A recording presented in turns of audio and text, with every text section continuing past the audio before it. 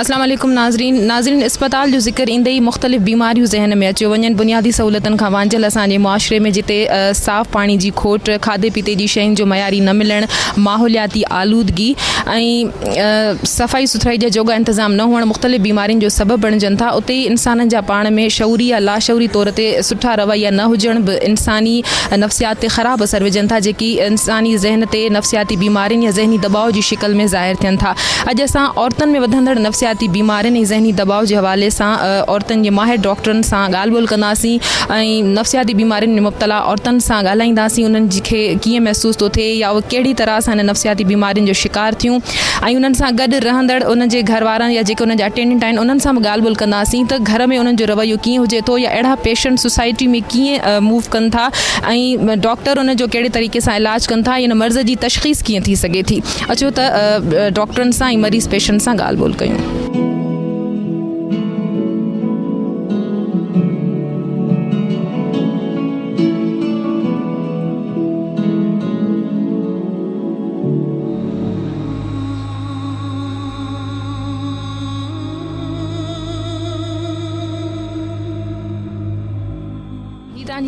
मुझी धी है। तव्हांजी धीउ आहे? छा थियो आहे हिनखे? हिनखे इलाज मुंहिंजी 2 महीननि खां तकलीफ़ थी आहे। पहिरीं पुठनि में तकलीफ़ थी, पोइ सॼे संदनि में सूर आहे, हिनखे निंड ठुप कोन थी अचे 2 महीननि खां वठी। जाम असां इलाजु करायो, फाइल पियो आहे, का ख़बर कोन थी पए। डॉक्टरनि वरी असांखे हाणे हिते मोकिलियो आहे कि वञो जना में वञो, सही इलाजु थींदो। शादीशुदा आहे? न। केतिरे वक़्त खां हिनखे ईअं? हिनखे 2 महीना खनि थिया आहिनि। 2 महीननि खां हा, ईअं थी वियो आहे। ठुप आराम या ॿियो कोन्हे बसि। हिते तव्हांजो इलाज सां को फ़र्क़ु पियो आहे? न, हिते राति खां करे अञा कोन पियो आहे। असीं लथे विया आहियूं, अञा कोन पियो आहे। किथां आया आहियो तव्हां? बदीन खां परियां। हा।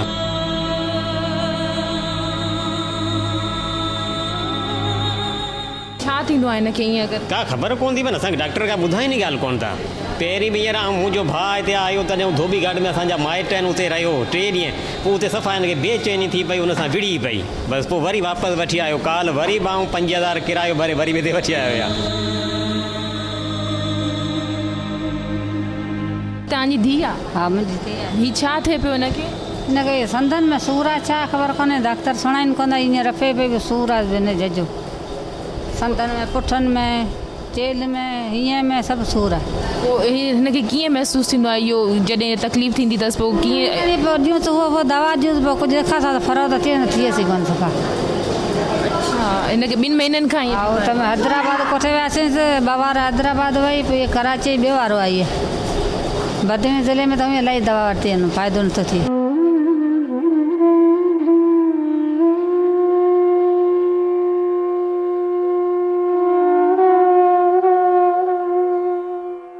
असल में छा थींदो आहे, इन बीमारी खे असां कन्वर्जन डिसऑर्डर चवंदा आहियूं। हिन में छा हूंदो आहे, मरीज़ जे दिमाग़ जे कंहिं बि हिसे में कोई स्ट्रेस या कोई परेशानी या टेंशन जंहिंखे चइजे, जेके असां में जेको ख़वातीन तव्हांखे जीअं साईं ॿुधायो त एक्सप्रेस न कंदियूं आहिनि पंहिंजी टेंशन, ऐं हू अगरि कंदियूं बि त सभु चवंदा चरी थी वई आई छा, दिमाग़ ख़राबु थियो अथई छा, या तूं दादली आई एतिरी।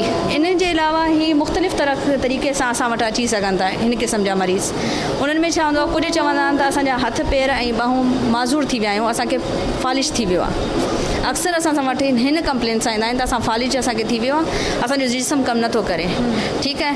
ॿियो हिन में हिकिड़ी तकलीफ़ हीअ हूंदी आहे त असां अंधा थी विया आहियूं, असांखे नज़र नथो अचे।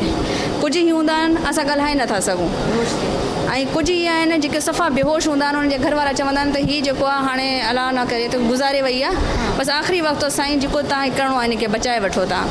उन में असां अहिड़े पेशेंट्स खे छा कंदा आहियूं, अवॉइडेंस थोरो असांखे करिणो पवंदो आहे। जेको थी सघे थो पेशेंट हर्ष थींदा आहिनि, उन में असांखे ख़बर आहे त उनखे तकलीफ़ बि ईंदी आहे त भई हीअ असांखे डॉक्टर तवजो न पियो ॾिए या कुझु न पियो ॾिए, पर हिन ट्रीटमेंट में इहो ज़रूरी हूंदो आहे। छो त अहिड़े मरीज़ में तव्हां जेतिरी हिनखे अटेंशन ॾींदव उन जा सिम्टम एॾा वर्स थींदा। हीअ न आहे त हीअ ड्रामा कंदा आहिनि या हिन जो हीअ जेको नख़रो आहे या जेको बहानो आहे, हीअ बहानो न आहे, हीअ आहे बीमारी। दिमाग़ में केमिकल जी कमी थी वेंदी आहे कंहिं बि परेशानी खे वठी जेको उन्हनि पंहिंजे दिमाग़ में फिक्स करे छॾी हुजे, ऐं उहा परेशानी वरी जॾहिं ज़बान तां बयानु नथी थिए त पोइ उहा जिस्मानी कैफ़ियत सां गॾु ज़ाहिर थींदी आहे। अदली, कहिड़ा हाल आहे अदी? अरे ठीकु आहे। ख़ुशि आहियो? बिल्कुलु सही। अच्छा, छा थियो आहे? सूर थिया। कंहिंखे? मूंखे सूर थिया। कीअं थियो? मूंखे सॼे जिस्म में सूर थिया। अच्छा अदली, हीअ ॿुधायो, दिलि ख़ुशि आहे परेशान आहे? परेशान आहे। छा थियो आहे? परेशानी छो आहे एतिरी? भले छा जेका परेशानी आहे, सॼो ॾींहुं वेठी आहियां, पर उहो सोचियां थी, रोआं थी, मूंखे छो सरकारी दवा नथी लगे अच्छा ही सोचींदा आहियो आई सोची रही अच्छा शादी थी वई तव्हांजी न शादी कोन थी कोई रिश्तो कयल आहे काॾे न कोन्हे कर तव्हांखे हिते कीअं थो महसूसु थिए? मूंखे ॾाढी ख़ुशी थी आहे हाँ लॻे थो त इलाजु थींदो तव्हां ठीकु थी वेंदा? हाँ ठीक थी वेंदी बहितर इलाज जी मां उमेद आहे हाँ ठीकु थियणु चाहियो था? ठीक थी चाहियां थी कीअं महसूसु थींदो आहे जॾहिं ईअं थिए थो तव्हांजा हथ लुॾनि था कीअं थो महसूसु थिए? अॻे महसूसु थींदो हो त मूंखे सरकारी दवा नथी लॻे ख़बर छा थी आहे मूंखे हा कोई इंजेक्शन वग़ैरह नथो फ़ाइदो करे सहेलियूं आहिनि पंहिंजे दिलि जूं ॻाल्हियूं कंदा आहियो कंहिंसां कंदा आहियो जेको अंदरि में महसूसु थींदो आहे कंहिंखे ॿुधाईंदा आहियो? सहेलियूं आहिनि मुंहिंजे पुफीअ जी धीअ आहिनि हा ॿी पाड़े जी ख़ालाऊं आहिनि हा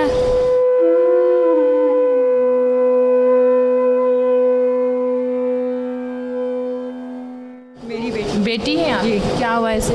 ये पिछले साल ये स्कूल से आई तो उसके बाद चुप चुप रहने लगी, फिर उसके बाद चीज़ें तो फोड़ शुरू करने लगी, गाली बकने लगी, मतलब काफ़ी ज़्यादा क्राइसिस इस तरह लोगों ने कहा शायद झपेटे में आ गई। फिर हमने झाड़ फूँक करवाया, फिर यहाँ से इलाज करवाए हमने, पट्टी चाटने लगी थी, अचानक रोना, फिर हंसना, फिर क्या कहते हैं अपने आप बातें करना जैसे, और गालियाँ बकना, घर से बाहर भागना, काफ़ी सारी। कौन सी क्लास में थी? ये 9 क्लास में छत पे चढ़ गई, 3 दफ़ा खुदकशी करने की कोशिश किया हमने, घर में ताला लगा के रखते थे बाहर ना भाग जाए, छोटी बहन को मारना, हम सोते थे हमारे ऊपर कुल्लियाँ करना, काफ़ी क्राइसिस में हमने गुजारा। क्या नाम है बेटा? मैं जबीन मेजबीन। पढ़ती हैं आप? चैन का इम्तिहान पास करके आई हूँ। अच्छा आप यहाँ शादीशुदा हूँ आप शादीशुदा हो? जी। प्रेग्नेंट हूँ। अच्छा कितना अर्सा हुआ है शादी को आपकी? बहुत। यहाँ कब से हो आप एडमिट? मैं स्कूल जा रही थी ना, सदफ ने गंदे नाली में धक्का दे दिया था। किसने धक्का दिया था? सदफ ने, मेरी सगी बहन ने, छोटी बहन, खूबसूरत है बहुत। वो आपसे ज़्यादा खूबसूरत है? मेरे से ज़्यादा नहीं हो सकती। आपसे ज़्यादा नहीं हो सकती? नहीं। आपको कैसा महसूस होता है? गुस्सा आता है सब पे? हाँ बहुत गुस्सा आता है। क्या महसूस होता है जब गुस्सा आता है? सब बुरे लगते हैं? अम्मी अब्बू भाई बहन सब बहनें सब बुरे लगते हैं? हाँ। डॉक्टर साहब ही पेशेंट ने जो कुछ ॿुधायो ही कहिड़े क़िस्म जी नंढी छोकिरी आहे 9th क्लास में हिन जो ईअं रिएक्ट ज़िद्दी चिड़चिड़ोपन? ही जेका असांजी पेशेंट आहे ये स्किज़ोफ्रेनिया जो नॉन केस ऑफ स्किज़ोफ्रेनिया आहे। छा हूंदो आहे हिन जे बारे में? अच्छा स्किज़ोफ्रेनिया थॉट डिस्टर्बेंस खे चवंदा आहियूं, जंहिंमें असांजे जेके ख़्यालात आहिनि उनखे उनजी बीमारी खे चइबो आहे। हिन में छा हूंदो आहे त ही ग़ैब सां इन्हनि खे कननि में आवाज़ूं बि ईंदियूं आहिनि। ही माण्हू ईअं परसीव कंदा आहिनि त जेके कोई जिन्नात ॿाहिरियूं ताक़तूं असां सां गॾु ॻाल्हाइनि थियूं पियूं, असांखे कमांड थियूं ॾियनि, असांजे ख़िलाफ़ु आहिनि, असांखे नुक़सानु पहुचाइण थियूं चाहिनि। हिन सां गॾु गॾु इन्हनि में ही शइ हिकिड़ी सभिनीनि में कॉमन इहा हूंदी आहे त ही चवंदा आहिनि त असां बीमार न आहियूं, असांखे कोई दिमाग़ी मसइलो न आहे। तव्हां हाणे हिन खां इहो सुवालु कंदो तव्हांखे लॻंदो आहे त तव्हां बीमार आहियो, तव्हांजो इलाजु थियण त चवंदा न असां न आहियूं। अच्छा इन्हनि पेशेंट में इहो हूंदो आहे त स्किज़ोफ्रेनिया जा पेशेंट जेके हूंदा आहिनि उन्हनि खे असांखे कंटिन्यू ट्रीटमेंट ॾियणी पवंदी आहे। कंटिन्यू ट्रीटमेंट में हीअ आहे त 35% जेके पेशेंट आहिनि उहे बिल्कुलु असांखे सुठो आउटपुट मिलंदो आहे, पर उन में मुख़्तलिफ़ कंपोनेंट ॾिठा वेंदा आहिनि। इहो आहे त इन्हनि जो सोशल सेटअप कहिड़ो आहे, फैमिली में कोई स्ट्रेसर त न आहे, फैमिली जो एनवायरनमेंट कहिड़ो आहे, घर जे माहौल जो हिन में एतिरो न आहे।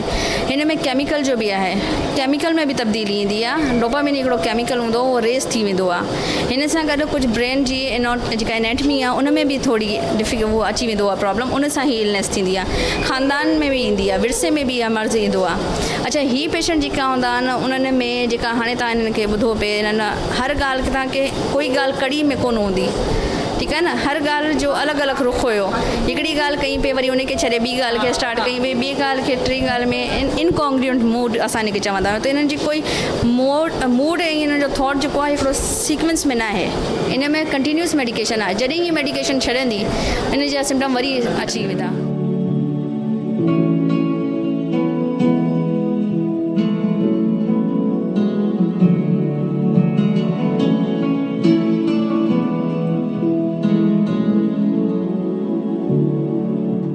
अस्सलाम वालेकुम। ये आपकी वालदा हैं वालदा हैं, क्या हुआ है इनको? इन्हें डिप्रेशन हुआ है इन्हें। कब से है इनकी? इनकी जो ये बीमारी है डायग्नोज हुई है 2001 में।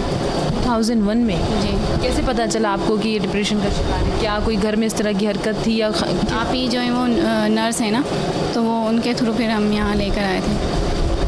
ज़िद करती हैं और जैसे बच्चों को कहीं नहीं जाने देती हैं और ज़बरदस्ती करती हैं, ये करती हैं। वालिद साहब जो है वो काम नहीं करते थे और अम्मी सिलाई करती थी, फिर बच्चों को पढ़ाना लिखाना। 10 बहन भाई हैं, 5 बहनें 5 भाई। भाई तो मारते हैं, कुछ करते हैं? भाई मुझसे सब छोटे हैं और बहनें जो हैं वो बड़ी हैं, भाई छोटे हैं। अस्सलाम वालेकुम। कैसी हैं आप? ठीक है जी, अल्लाह का शुक्र है। क्या महसूस हो रहा था आपको? आप यहाँ आई, इतना अर्सा आपने इलाज करवाया, अब कैसा महसूस होता है आपको? नर्सा इलाज करवाया जब मैं ठीक हो गई थी, लेकिन बीच में वापस थोड़ी तबीयत ख़राब हो गई थी मेरी। फिर मैं जो है कि बेटियों की मतलब बेटियां ही काम करती थी घर में थी, तो फिर वो सारा बर्डन मुझ पर आ गया। फिर मैं अकेले काम करने लगी, तो फिर मैं थक जाती हूँ, बस बहुत थक जाती हूँ। तो मेरा दिल चाहता था कि नहीं, मैं काम करूँगी तो सही रहूँगी, ये बात थी। वरना मुझे बीमारी नहीं, बीमार बच्चे कहते हैं कि बीमार हो, तो फिर क्या करूँ मैं बीमार। फिर मैं कहती हूँ नहीं हूँ मैं बीमार। आपको लगता है बीमार नहीं हो? नहीं, बिल्कुल ठीक हूँ वाकई। अभी कोई मायूसी वायूसी नहीं है। पहले ऐसे बीच में जैसे मायूसी हो जाती थी, रोना भी बहुत आता था, अब ऐसा कुछ नहीं है। मायूसी होती थी, रोना आता था, कैसा महसूस होता था? फिर दिल क्या करता था जब ऐसी आपकी हालत हो जाती थी? फिर दिल क्या चाहता था, क्या करने को चाहता था? बस दिल चीज रहता था खामोश बैठ रहा हूँ, कोई सुनता ही नहीं है मेरी, इसलिए मैं खामोश ही रहूँ तो क्या है। बच्चों पे कभी कभार बहुत ज़्यादा आ जाता है, कभी कभी। कैसे गुस्सा निकालती है? बस गुस्सा निकाल के मैं बात करना छोड़ देती हूँ। जब वो सही हो जाते हैं तो फिर मैं भी सही हो जाती हूँ उनके साथ। जी, अभी घर जाने को दिल करता है मेरा जाने को। मैं बिल्कुल ठीक हूँ, मैं किसी को नुकसान नहीं पहुँचाती हूँ, ना ही किसी को मार पिटाई, ना किसी से गाली गुफ्तार, कुछ भी नहीं है ना ऐसा। जैसे मरीज़ों को बाज़ वक्त गुस्से में गाली गुफ्तार करने लग जाते हैं, ऐसा कुछ नहीं है ना। इन्हनि जी जेका वॾी धीउ आहे उन्हनि मूंखे ॿुधायो त हिन जी 2001 खां इलनेस खे असां काउंट न कंदासूं। ठीकु आहे, बीमारी हिन खे शुरू थी आहे 20 साल पहिरें खां। 20 साल पहिरीं हिन जो हिकिड़ो ॿारु पैदा थियो, पुटु ॼायो हो। उन जे बाद हिन खे उदासी जो मर्ज़ थी वियो, जेको असल में छा थींदो आहे, जॾहिं माई ॿार खे पैदा कंदी आहे त हुन वक़्तु दिमाग़ में केमिकल जी कमी थी वेंदी आहे। ठीकु आहे, त उन वक़्तु ही उदासी जी मर्ज़ में हली वई हुई। पर जेको असांजो आहे कॉन्सेप्ट पहिरीं जो पुराणे ज़माने जो, त भाई हिन खे जेको आहे जिन थी वियो आहे, हिन ते कंहिं जादू कयो आहे।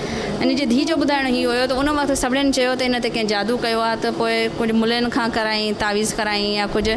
ऐं उन जे बाद जेको आहे हिन खे हकीम साहब वटि वठी विया हुआ, हुते हिन खे इलाजु कराई, त उन जे बाद ही महीने खनि में सही थी वई। हाणे छा थियो, उहो हिन जो जेको असांजो पोस्टमार्टम जेको हूंदो आहे डिप्रेशन जो पीरियड, उहो कवर थी वियो। ठीकु आहे, त हीअ पंहिंजे पाण रिज़ॉल्व थी वई, त उन में अची मुलो साईं बि जेको आहे पंहिंजो खणी वियो क्रेडिट, त हुन सही कयो, जिन बि लही वियो, सभु कुझु लही वियो। उन जे बाद हिन जी जेका मां, हीअ मुंहिंजी पेशेंट आहे, हिन पेशेंट जो जेको मां ॾिठो पिए त हिन फीमेल सां गॾु स्ट्रेसर ॾाढा आहिनि फैमिली में। हस्बैंड जेको हिननि जो सब्सटेंस यूज़र हुयो, मतिलबु नशई हुयो, ठीकु आहे, मनशियात में मुब्तला हुयो। उहो छा कंदो हुयो त हिन खे टीस बि कंदो हुयो, मारकुट बि कंदो हुयो, 10 ॿार बि हुआ। उन जे बाद हू जेको हिन खे पहिरीं एपिसोड थियो, जेको पहिरीं उदासी में वई, हुन जे बाद 5 सालनि जे बाद वरी जॾहिं हिन जे हस्बैंड सां हिन जो सेपरेशन थियो या मुड़ुस सां अलहदगी थी वई, त हुन में वक़्तु हिन खे वरी बीमारी अची वई। ठीकु आहे, उन वक़्तु ही 2000 जी ॻाल्हि आहे, 2001 जी। उन वक़्तु बि हिननि जी उहा उदासी जी कैफ़ियत हुई, उदास रहंदी हुई, ख़ौफ़ ॾाढो हुयो त मूंखे छॾे हलिया वेंदा। हाणे जेको ख़ौफ़ जो ॻाल्हि आहे, उहा बि अचे थी असांजे डिप्रेशन में। ठीकु आहे न, त जेको माण्हू अंदरां अकेलो हूंदो त उनखे महसूसु थींदो त मूंखे कोई छॾे न वञे, कोई न कोई मुंहिंजो सहारो हुजे। हाणे हिन बीमारी खे असां बाइपोलर इफेक्टिव डिसऑर्डर चवंदा आहियूं, मिज़ाज जी बीमारी। हुन में छा थींदो आहे, तेज़ी बि अची सघे थी ऐं उदासी बि अची सघे थी, ॿई शयूं थी सघनि थियूं। या न आहे त अगरि हिन फीमेल खे उदासी आहे, हिन माई खे उदासी आहे, त थी सघे त ॿियो अगरि मर्द हूंदो त उहो जेको आहे, घणा कर मर्द जेके आहिनि उहे तेज़ी जी तकलीफ़ सां ईंदा आहिनि। उन्हनि में इहे त मां वॾो आहियां, मां जेको आहे मिनिस्टर आहियां, मां हीअ बि करे सघां थो, मां हू बि करे सघां थो। हाणे हिन बीमारी में हीअ हूंदो आहे त हिन बीमारी जी लकीली हिकिड़ो आहे त हीअ बीमारी अगरि मरीज़ खे जेको चवंदा आहिनि त असां फलाणे पीर वटि वठी विया हुआसीं, त उन छा कयो त ॿधे छॾियो हुनखे, तेज़ी में हुयो, शयूं पियो भने, हीअ पियो करे, हू पियो करे। पोइ हुन पीर साहिबु जेको आहे हुनखे ॿधे छॾी, ज़ंजीर विझे, ऐं जेको आहे 2 महीननि में बिल्कुलु सही थी वियो। हाणे उहो सही कीअं थी वियो, हाणे पीर साईं त कुझु बि कोन कयो न हुते, ठीकु आहे न। त हुते छा थियो त असल में छा थींदो आहे, जॾहिं तेज़ी में मरीज़ हूंदो आहे उन जा दिमाग़ जा केमिकल वधी वेंदा आहिनि ऐं हू छा कंदो आहे त पोइ उते अगरि ॿधल बि हूंदो त पंहिंजा हथ पेर मारींदो। जेतिरा उहो हथ पेर मारींदो उन जी एनर्जी ओतिरी वेस्ट थींदी। एनर्जी वेस्ट थींदी त हू पंहिंजे पाण सही थी वेंदो। हाणे इन मरीज़नि में बि छा थींदो आहे त केमिकल हेठि मथे थींदा आहिनि, कॾहिं ही तेज़ी में हलिया वेंदा आहिनि, वरी दवाउनि से बाद ही सफ़ा उदासी में हलिया वेंदा आहिनि, केमिकल घटि थी वेंदा आहिनि। पोइ असां उन्हनि खे उहो स्टेबलाइज़र ॾींदा आहियूं, मूड स्टेबलाइज़र। उहो छा कंदो आहे, हिन जे मिज़ाज खे हिकिड़ो रास्ते में रखंदो आहे, हिकिड़ी वे में रखंदो आहे, न उहो मथे वेंदो आहे न हेठि वेंदो आहे। दवायूं अगरि जेको आहे उदासी सां गॾु आयो आहे त उदासी ख़तमु जो ॾींदा आहियूं, उन सां गॾु मूड स्टेबलाइज़र ॾींदा आहियूं।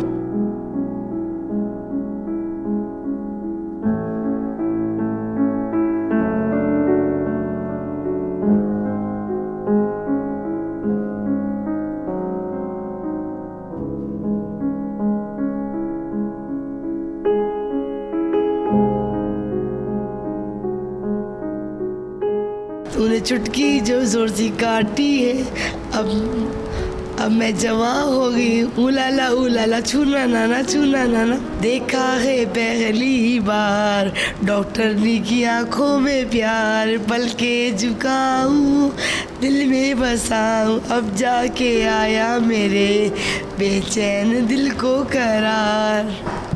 आपका नाम क्या है पता? मरियम। क्या महसूस होता है आपको? घर वाले कहते नफसियाती तू नफसियाती ना, तुझे यदि खाने में फेंकेंगे।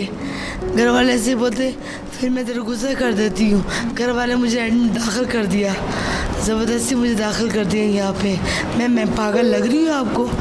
मेंटल लग रही हूँ क्या?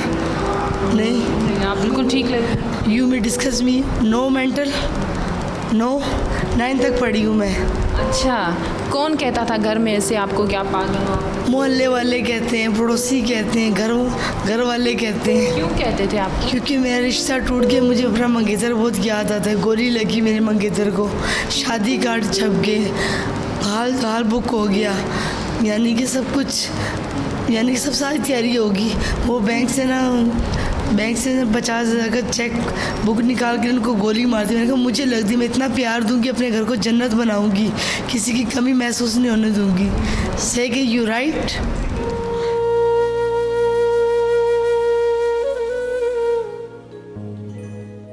अब कैसा महसूस होता है आपको? अब आप समझती हैं आप ठीक हो? अब मैं आई, मेरी तबीयत ठीक हो रही है, मेरे को महसूस हो रहा है मैं ठीक होती जा रही हूँ। मैं बहुत खुश हूँ, सबको हंसाती हूँ, सब मेरे दीवाने। मरियम बाजी सबको मैं मगरिब से मशरिक ले आती हूँ।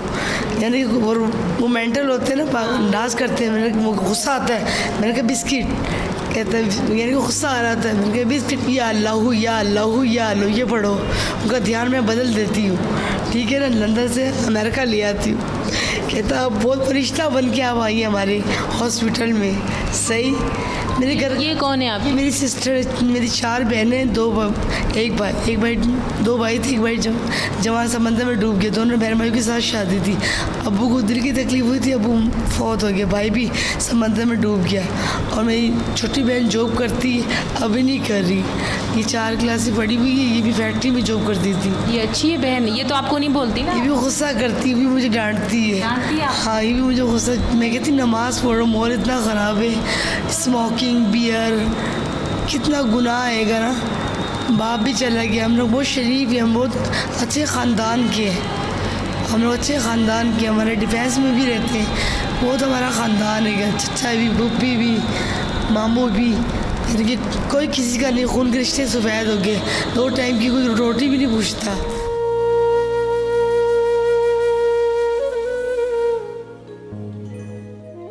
आज दिल कर रहा है मेरे को छुट्टी दे दो। मैं रोज़ कहती हूँ, कहते कल मिलेगी, परसों मेरी सारी दोस्तें याद कर रही है। मेरी दोस्तें कि जल्दी आप मेहंदी लगाए, फिर डांस करेंगे, नई नई चूड़ियाँ पहनेंगे, साल की खुशियाँ लेके आ रहे हैं रमज़ान, साल की खुशियाँ लेके चला जाएगा। रोज़े रखती हैं? रोज़े रखेंगे? रोज़े रखती हूँ, लेकिन पूरे नहीं रखती, मेडिसिन भी खाती हूँ ना।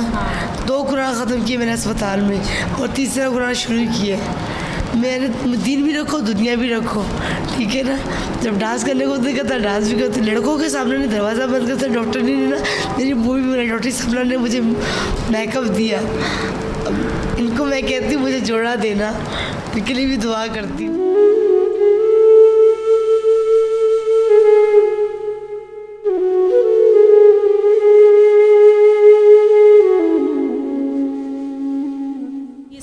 स्ट्रेस बहुत ज़्यादा है कि अपनी, क्योंकि इनका घर का ये है कि 4 बहनें हैं ये और मदर है, इनके 4 फीमेल ही घर पे हैं, बाप की डेथ हो गई जैसे बताया, ब्रदर की डेथ हो गई, तो सोशल स्ट्रेसेस बहुत ज़्यादा इनके ऊपर आए और उनकी फैमिली में ये प्रॉब्लम थी पहले, इनके जो रिलेटिव्स हैं, क्लोज रिलेटिव्स हैं, उनमें ये शिज़ोफ्रेनिया पहले से था। इसमें ये क्या होता है, शक करती हैं कि जो लोग 2 बैठे बातें कर रहे हैं ये मेरे खिलाफ कर रहे हैं, और उसमें ये कि उनको भी नुकसान पहुँचा सकती है और ख़ुद को भी नुकसान पहुँचा सकती है। जी, शिज़ोफ्रेनिया में ऐसा होता है कि आप वो समझ रहे हैं 2 लोग बात कर रहे हैं, आप समझ रहे हैं कि ये मेरे खिलाफ बात कर रही हैं, या आप ये समझते हैं कि ये लोग मेरे दुश्मन हैं। या पहली बात जो आपने ये देखी कि इसको मालूम ही नहीं इसको प्रॉब्लम क्या है, यानी कि जो इंसाइट होती है बीमारी के बारे में कि अगर आपको सर में दर्द है या आप खुश हैं या गमगीन हैं तो आप बताते हैं कि मैं खुश हूँ, मैं गमगीन हूँ। लोग मुझे कह रहे हैं कि मैं नफ्सियाती मरीज़ हूँ, लेकिन वो ख़ुद को नहीं समझते, वो कहते हैं बाकी सब लोग पागल हैं, मैं ठीक हूँ। अब इनका ये है प्रॉब्लम, ये है कि फ़ीमेल हैं सारी और अर्निंग मेंबर एक सिस्टर हैं, और ज़ाहिर है वो घर पर दे रही हैं तो वो सबको सुनाती भी हैं, बातचीत भी इस तरह करती हैं कि इसको टीज़ करती हैं कि तुम कुछ काबिल नहीं, कुछ कर नहीं सकती हो, तुम अर्निंग मेंबर नहीं हो।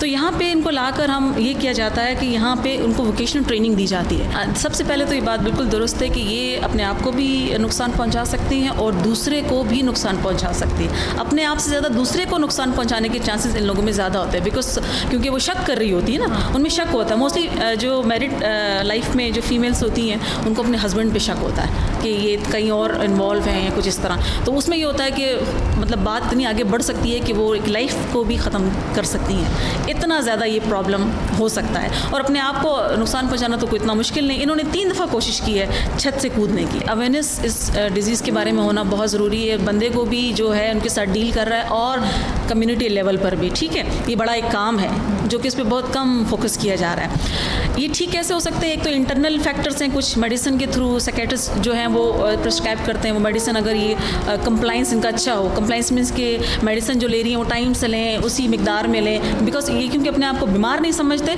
इसलिए ये गोली साइड पे रख लेंगे और जब कोई आगे पीछे नज़र होती तो उसको निकाल के फेंक देंगे। तो जब दवा लेंगे नहीं तो ज़ाहिर है वो केमिकल में चेंजेस तो आएंगे नहीं। एक्टिविटीज़ जो हैं, ऑक्यूपेशन जो है और रिक्रिएशनल एक्टिविटीज़, यानी कि सिर्फ काम के अलावा भी कुछ ऐसे आपकी मशागिल होने चाहिए जिसमें आप अच्छा महसूस करें। कल्चरल तो इश्यूज़ हैं बहुत ज़्यादा शिज़ोफ्रेनिया के बारे में, यानी कि अगर आप इंटीरियर साइड की बात करें तो वहाँ पर यही है कि मज़ार पे ले जाके छोड़ दिया जाता है और वहाँ पे मार कुटाई भी होती है, ठीक है। और अगर इन पेशेंट्स में जो साइकोटिक पेशेंट यानी कि बहुत ज़्यादा नफ्सियाती प्रॉब्लम्स हो जाते हैं, चीखना, चिल्लाना, आवाज़ें देना, चीज़ें तोड़ना, अपने आप को मारना, दूसरों को मारना और अपने घर से भाग जाना और दूसरों को नुकसानदेह होना, तो ज़ाहिर है वो जब भागेंगे घर से, गाड़ी कहीं से आ रही है, उनको नहीं पता चलता, अपने सेंस में नहीं होते, एक्सीडेंट हो गया, तो ये एक बहुत बड़ा इशू है। हाँ, और ऐसे पेशेंट्स को देहात, जो पसमानदा इलाके हैं, देहात है, हमारे गांव हैं, गोठ, ऐसे पेशेंट्स को वहाँ बांध दिया जाता है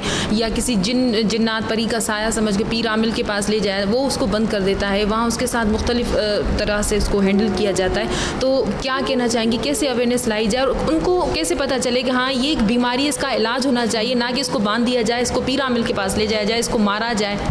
देखिए, सबसे पहले तो ये है कि जो मेनली जो कॉन्सेप्ट इनके बारे में जो इंटीरियर में या उन इलाकों में, सिर्फ इंटीरियर में नहीं, यहाँ कराची में मुख्तलिफ इलाके ऐसे हैं जहाँ से इस तरह के पेशेंट आते हैं कि जो वो फीमेल को जब कमरे में बंद कर दिया, महीना बंद रखा, वहीं खाना पीना सब दिया। अब जब लोगों से उसकी बातचीत ही नहीं होगी, इंटरेक्शन ही नहीं होगा, तो ज़ाहिर है वो इस तरह से काम ही नहीं करेंगी कि उनके लिए नुकसानदेह हों या अपने लिए नुकसानदेह हों, जब इंटरेक्शन ही नहीं हो रहा। हमने तो चाहे वो शिज़ोफ्रेनिया हो या चाहे कोई भी साइकोलॉजिकल इशू हो या साइकेट्रिक डिजीज़ हो, उसमें हमें क्या करना है, हमें तो ये करना है ना कि लोगों के साथ डीलिंग करना उसको आए, यानी कि जो ज़िंदगी वो गुजार रही है वो प्रोडक्टिव ज़िंदगी हो, अपने लिए भी और लोगों के लिए भी, कम्युनिटी के लिए भी। तो ऐसे हालात में उसको बांध के रख दिया जाएगा तो ज़ाहिर है वो चीज़ें सामने तो नहीं आएंगी। अब वहाँ पर क्या करना है कि लोगों को अवेयरनेस 2 तरीक़ों से दिलाई जा सकती है। एक तो इन इलाकों में जो कि पसमानदा हैं या इनको इतना आइडिया नहीं है जिन इलाकों का, वहाँ पर कैंपिंग की जाए।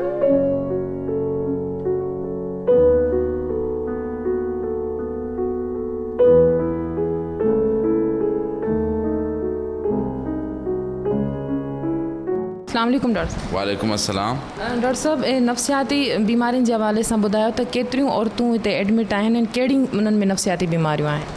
बिस्मिल्लाहिर्रहमानिर्रहीम। दरअसल नफ़्सियाती बीमारियूं अहिड़ियूं आहिनि जंहिंमां केर बि मुस्तस्ना न आहे, कंहिंखे बि थी सघे थी, कहिड़े ज़ात वारे माण्हू खे बि ऐं कहिड़े जिन्स वारे खे बि। तो औरतुनि में भी कुछ नफ़सियाती बीमारियूं आहिनि, ख़ासि तौर ते डिप्रेसिव डिसऑर्डर तमामु कॉमन आहे ऐं इन में फोबियास जेके आहिनि, जेके डर ख़ौफ़ थींदी आहे उहे बि वधीक आहिनि। औरतुनि खे जेका जाइज़ मक़ाम सोसाइटी खे ॾियणु घुरिजे उहे नथो मिले, तंहिं करे उन में डिप्रेशन ऐं घबराहट ख़ौफ़ ऐं एंग्ज़ाइटी बीमारी थी वेंदियूं आहिनि। डॉक्टर साहब, जेके औरतूं तव्हां वटि अचनि थियूं नफ़सियाती दबाव जे करे इन्हनि बीमारियुनि में, उन्हनि कहिड़े क़िस्म जूं बीमारियूं हूंदियूं आहिनि ऐं हिते उन्हनि जो इलाजु कीअं थो थिए?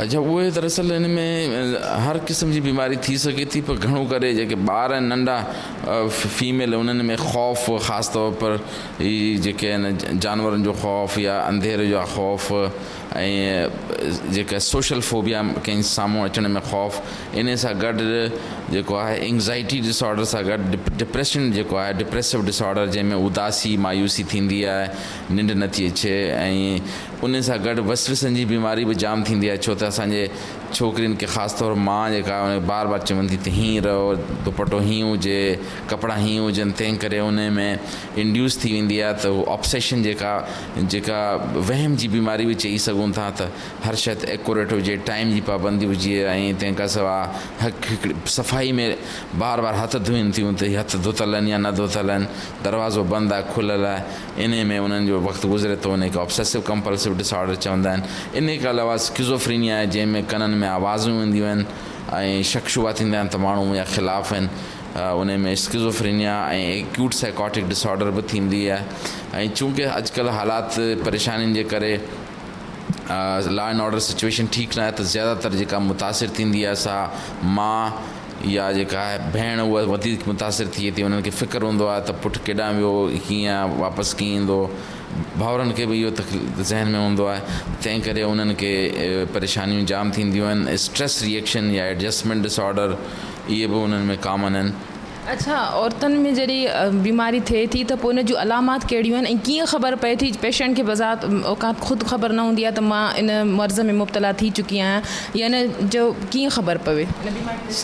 कई बीमारियुनि खे उनखे ख़बर पए, उन में निंड में ख़राबी अची वेंदी, निंड नथी अचे या निंड मां उथी उनखे फ्रेशनेस नथो महसूसु थिए, उन जो खाधे में फ़र्क़ु अची वञे, उन रहण सहण में ऐं ख़ासि तौर पर सिंगार में ऐं जेका मेकअप में फ़र्क़ु अची वेंदो आहे, टाइम जी पाबंदी न थींदी आहे, फ्रेश न महसूसु कंदी आहे, एनर्जेटिक न महसूसु कंदी आहे, उन में लॻे थो त मां कमज़ोर थी वियो आहियां, फ़ैसिलो नथी करे सघां ऐं हवास बाख़्ता या बेचैन रहंदी आहे, फ़िक्र जाम हूंदा आहिनि ऐं उन सां गॾु जेका उन जी परफॉर्मेंस, चाहे वो स्कूल में हुजे, चाहे घर में हुजे, चाहे जे हू वर्किंग लेडी आहे, उन कारकर्दगी में फ़र्क़ु अचियो वञे, कंसंट्रेशन ख़राबु थी वेंदी आहे, यादाश्त ख़राबु थी वेंदी आहे ऐं लॻे थो त हीअ ऑर्गेनाइज़ न आहे, यानी उन में जेका daily activity of daily living आहे उन में फ़र्क़ु अची वेंदो आहे ऐं तंहिंखां सवाइ पंहिंजे पाण खां अलावा पंहिंजे ॿारनि जो, पंहिंजे मुड़ुस जो या पंहिंजे भाउरनि जो ख़्यालु नथी करे सघे, तंहिं करे उन में लॻे थो त हिन में अची वियो आहे। अच्छा, अहिड़ी कंडीशन में औरतुनि जो रिएक्ट या उन्हनि जो रवैयो कीअं हूंदो आहे? आम तौर ते औरतुनि ज़्यादातर त उन में एक्सप्रेसिव हूंदियूं आहिनि, रोप ईंदियूं आहिनि या घबराहट जो शिकार जो इज़हार कंदियूं आहिनि, पर इन में ईअं बि थी सघे थो जो पाण खे तकलीफ़ ॾियनि ऐं उन में शदीद इहो थी वियो त ख़ुदकुशी करे सघे थी या ॿियनि खे बि तकलीफ़ ॾेई सघे थी।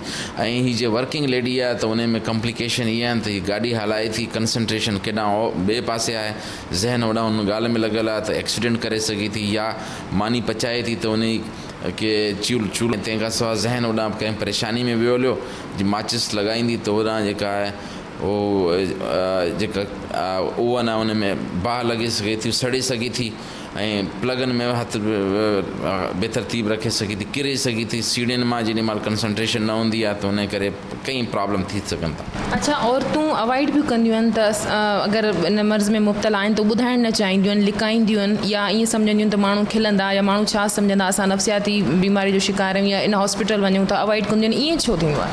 हीअ त पूरी दुनिया में आहे, पर ख़ासि तौर पर जिथे इलिटरेसी आहे यानी ख़्वानदी जो रशो घटि आहे, उन में स्टिग्मा थी वई आहे, नफ़सियाती बीमारियुनि खे अहिड़े नमूने सां मीडिया ऐं ॿियनि पेश कयो आहे, लतीफ़ा थींदा आहिनि मरीज़नि ते ऐं इन खां अलावा नफ़सियाती मुआलिजीन ते अहिड़ा अजीब व ग़रीब ड्रामा थींदा आहिनि, तंहिं करे मुआशरे में माण्हू उल्टी दस्त चवंदे नथो शर्माए, पर नफ़सियाती को मसइलो आहे त उन में चवंदे शर्माइनि था ऐं उन ते चवंदा पागल थी वई या हीअं थी वई।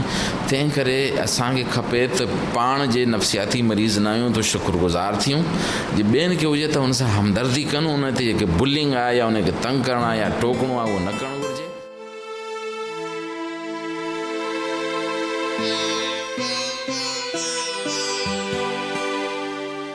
नाज़रीन, तव्हां ॾिठो त ज़हनी दबाव जे करे, डिप्रेशन जे करे औरतूं जिन नफ़सियाती बीमारियुनि में वठिजी वञनि थियूं, उहे उन्हनि सां तव्हां मिलिया, उन्हनि सां असां ॻाल्हि ॿोल कई, उन्हनि सां जेके मरीज़ अटेंडेंट हुआ उन्हनि सां बि हाल अहिवाल वरितोसीं त कहिड़े तरह जो इन्वायरमेंट माहौल हुयो या कहिड़ियूं परेशानियूं हुयूं जंहिंजे करे उन मर्ज़ में मुब्तला थियूं, ऐं उन सां गॾोगॾु उन्हनि जो इलाजु कंदड़ माहिर डॉक्टरनि सां बि असां ॻाल्हि ॿोल कई, जिन तफ़सीली तौर ते तमामु सुठे नमूने असांखे इन मर्ज़ बाबति ॿुधायो त मरीज़ जेके आहिनि से कीअं इन मर्ज़ में मुब्तला थियनि था। नाज़रीन, नफ़सियाती बीमारियूं अॼुकल्ह जे मौजूदा सूरत हाल में हर नॉर्मल माण्हू बि इन मर्ज़ जो शिकार आहे, पर ॾिठो वञे त औरतुनि जो रेशियो 60% हिन में वधीक आहे।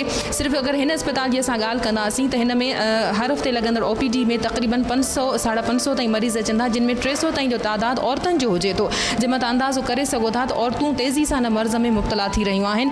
ऐं असां सभिनी सोसाइटी वारनि खे गॾिजी जेकॾहिं इन बीमारियुनि खे ख़तमु करिणो आहे त असां सभिनी खे गॾिजी इन बीमारी जे ख़िलाफ़ु विढ़णो पवंदो।